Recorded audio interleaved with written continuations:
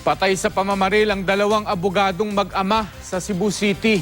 Suspect sa krimen ang isang gwardya na nainis daw sa mag-ama dahil sa maling pagpaparada ng kanilang sasakyan. Makibalita tayo kay Nico Sereno ng GMA Cebu.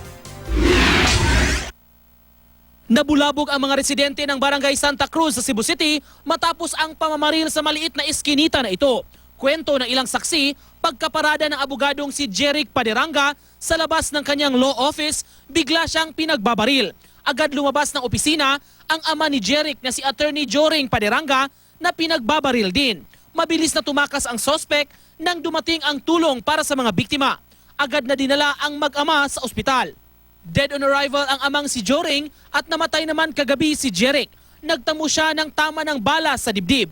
Ang sospek sa pamamaril, ang gwardiya ng katabing construction site na kinilalang si Jonathan Sanchez Sr. Sila heated argument before pa sa kuan because ang area is medyo high tension. Kung sino inong data tension sa? Yung right of way. Base sa investigasyon, nainis ang sospek sa mga biktima dahil sa hindi raw tamang pagpapark ng mga ito sa iskinita. Hindi raw makapasok sa construction site ang kanilang mga sasakyan dahil nakaharang daw ang sasakyan ng mga biktima. Sa follow-up operation ng pulisya, naaresto ang sospek sa bahay ng kanyang mga magulang sa Barangay Talamban.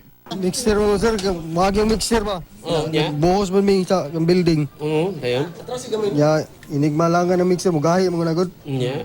Ya, iyang yatang tangan ng dalan. Nya. Mauron to sir. Nahaharap si Sanchez sa reklamong murder.